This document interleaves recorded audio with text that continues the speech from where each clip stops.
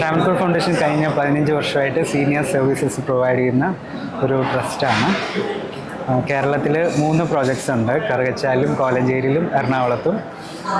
പിന്നെ അതുകൂടാതെ അപ്കമിംഗ് ആയിട്ട് മോനിപ്പള്ളിയിലും പത്തനംതിട്ടയിലും ഉണ്ട്. ആക്ച്വലി ഈ ട്രാവൻകൂർ ഫൗണ്ടേഷനിൽ എങ്ങനെയുള്ള ആൾക്കാരെയാണ് നിങ്ങൾ അക്കോമഡേറ്റ് ചെയ്യുന്നത്?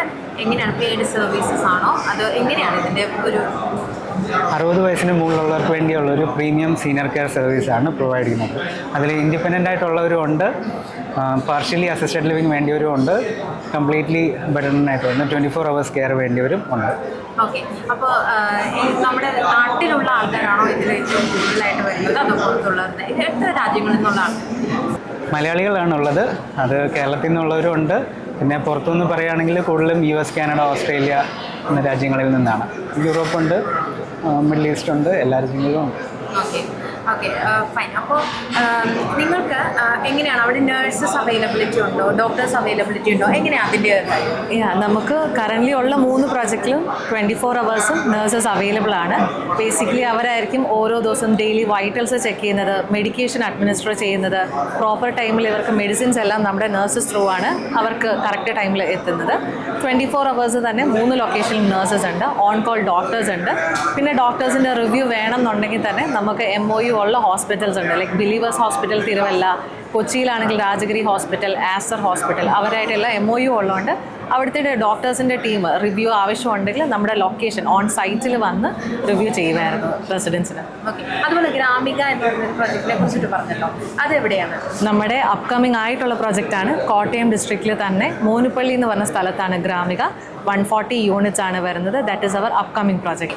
നിലവിലിപ്പോൾ എത്ര റെസിഡൻസ് ഉണ്ട്? നിലവിലിപ്പം 100+ റെസിഡൻസും 200+ എംപ്ലോയീസും ഉണ്ട്. ആക്ച്വലി ഈ 3 പ്രോജക്ട്സും. അപ്പോൾ എത്ര ദിവസത്തേക്കാണ് നിങ്ങൾ ഇവർക്ക് ഈ സർവീസ് പ്രൊവൈഡ് ചെയ്യുന്നത്? നമ്മളിവിടെ സർവീസ് പ്രൊവൈഡ് ചെയ്യുന്നത് 3 രീതിയിലാണ്. ട്രയൽ സ്റ്റേ എന്ന് പറയുന്ന പോലെ ഷോർട്ട് ടേം ബേസിസ് ഉണ്ട്. മാക്സിമം അപ് ടു 30 days എന്നുള്ള രീതിയിൽ അവർക്ക് പെർ ഡേ ആയിട്ട് സ്റ്റേ ചെയ്യാനായിട്ട് ഓപ്ഷൻ ഉണ്ട്. പിന്നെ വരുന്ന ഓപ്ഷൻസ് ലൈക്ക് റെൻറ്റൽസ് എന്നുള്ള രീതിയാണ്. 2 to 11 months ആണെങ്കിൽ they can opt for rentals option. ഇനിയിപ്പോൾ ഒരു ലൈഫ് ലോങ് ആയിട്ടാണ് നോക്കുന്നതെങ്കിൽ അവർക്ക് ലോങ് ടേം ആയിട്ടും അവിടെ സ്റ്റേ ചെയ്യാനായിട്ടും പറ്റും. And the other thing is like short ടേമിൽ തന്നെ there is an option for respite care.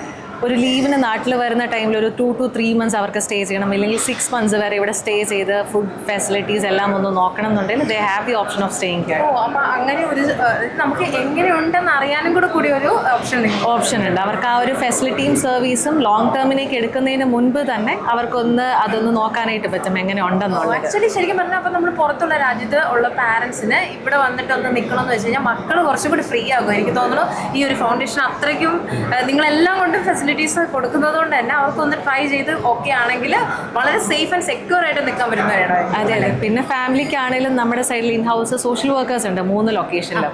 അപ്പം ഡെയിലി അവരുടെ ഹെൽത്തിൻ്റെ അപ്ഡേറ്റ്സ്, അതിലൊരു ഡിറ്റോറിയേഷൻ വന്നെങ്കിൽ തന്നെ ഒഫീഷ്യലി നമ്മൾ ഇമെയിൽ ഫാമിലിക്ക് അയക്കും. ഹോസ്പിറ്റൽ ട്രാൻസ്ഫർ വേണമെന്നുണ്ടെങ്കിൽ ഇൻ ഹൗസ് തന്നെ നമ്മൾ അതെല്ലാം അറേഞ്ച് ചെയ്ത് കൊടുക്കുമായിരുന്നു. വിത്ത് ഫാമിലി ആയിട്ട് നമ്മൾ പ്രയർ ആയിട്ട് തന്നെ ഇൻഫോം ചെയ്യുന്നത്. എമർജൻസി വന്നാൽ തന്നെ സോഷ്യൽ വർക്കർ ത്രൂ അത് കോർഡിനേറ്റ് ചെയ്ത് നമ്മൾ ഹോസ്പിറ്റൽ അഡ്മിഷൻ അങ്ങനെയുള്ള ഫുള്ളി ടേക്ക് കെയർ ചെയ്യുന്നുണ്ടായിരുന്നു. ഓക്കെ, നിങ്ങളപ്പോൾ ഒന്നുകൂടെ ഒന്ന് പറഞ്ഞോളൂ, നിങ്ങൾ എവിടെയാണ് നിങ്ങൾ 3 സ്ഥലങ്ങളും ഉള്ളത്? നിങ്ങളിപ്പോൾ ഒരാൾക്ക് നിങ്ങളുടെ അടുത്തേട്ട് വരണം അല്ലെങ്കിൽ നിങ്ങളുടെ റെസിഡൻസ് ആവണം അല്ലെങ്കിൽ അവിടെ ആവണം എന്നുണ്ടെങ്കിൽ ആരെ കോൺടാക്ട് ചെയ്യണം? ഓക്കെ, നമ്മൾ ഇനീഷ്യലി ഇപ്പം നമ്മുടെ ട്രാവൻകൂർ ഫൗണ്ടേഷൻ്റെ വെബ്സൈറ്റിൽ contact details and email ID കൊടുത്തിട്ടുണ്ട്. ഏതർ അവർക്ക് ഒഫീഷ്യലി ഒരു ഇമെയിൽ അയക്കാനായിട്ട് പറ്റും, റിക്വയർമെൻറ്റ് എന്താണെന്ന് പറഞ്ഞ്, ഓർ എൽസ് ഡയറക്റ്റ്ലി നമ്മളെ കോൺടാക്ട് ചെയ്യാനായിട്ട് പറ്റും. ആൻഡ് ഇനീഷ്യലി ഒരു ഇവാലുവേഷൻ ഒക്കെ കഴിഞ്ഞിട്ടാണ് നമ്മൾ അഡ്മിഷനിലേക്ക് പ്രൊസീഡ് ചെയ്യുന്നത്.